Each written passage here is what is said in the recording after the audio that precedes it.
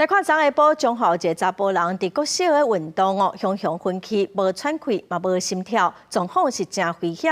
加在边仔有 AED 急救的设备，做伙拍球的朋友阁会晓 CPR 急救所以伫救护车送病院的过程，这个查甫人的侧路嘛已经无性命的危险。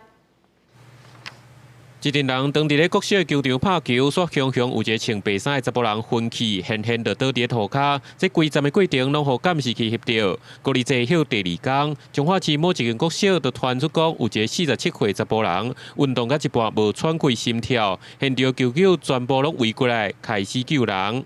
熊熊看到人倒了，迄运动可能是伤过度的款，拄啊好，一群球友，一群球友转进去甲急救，可能有做人工呼吸的款。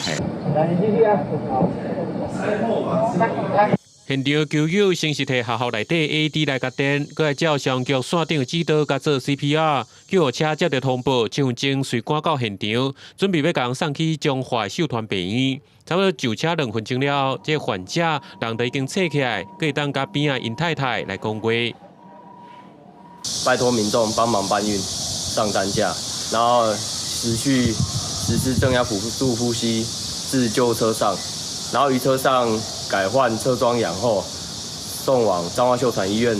然后途中约2分钟，患者好像就开始有意识要拨走那个脸上的 MBU 面罩。